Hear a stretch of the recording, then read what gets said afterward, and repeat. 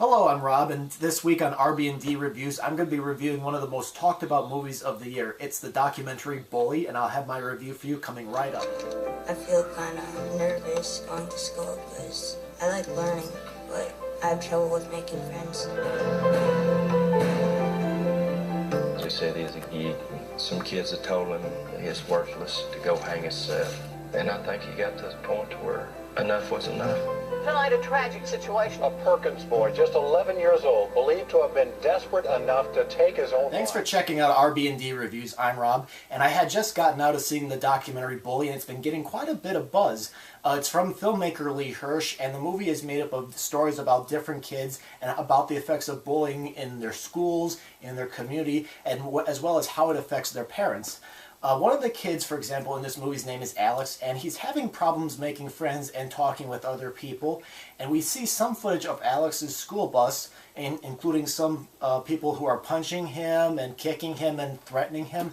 And what was kind of interesting was that I was a little surprised that Lee Hirsch was able to get footage of these bullies actually, attacking Alex like the camera wasn't even there. And I was also kind of surprised to see that the bus driver wasn't really doing anything, because I know when I went to elementary school, if you acted up on the bus, believe me, my bus driver would pull the bus over and, you would hear about it.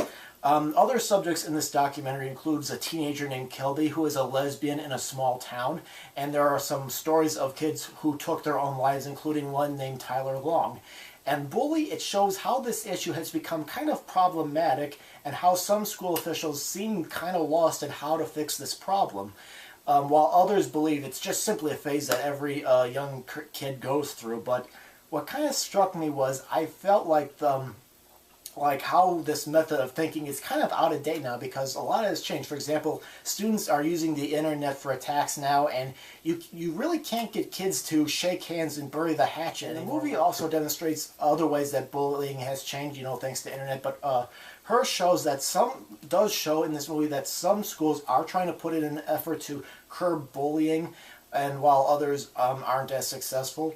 Bully, I think, is a must-see movie. It's very moving, and I can see this movie being shown in schools and what have you. But if there is a problem with Bully, for example, I think it's the camera technique, because sometimes the camera kind of focuses while one of the subjects is talking, and sometimes it doesn't really add anything, and sometimes it just seems to be distracting, and sometimes it just feels like he's doing it, just to do it.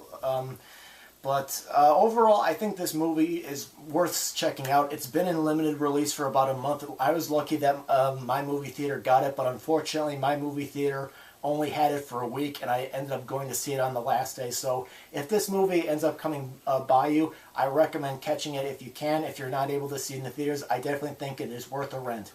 So that's my review of the movie Bully. If you have any feedback about the movie or about this video, go ahead and leave your comments in the comment box. I greatly appreciate it, and thanks for watching.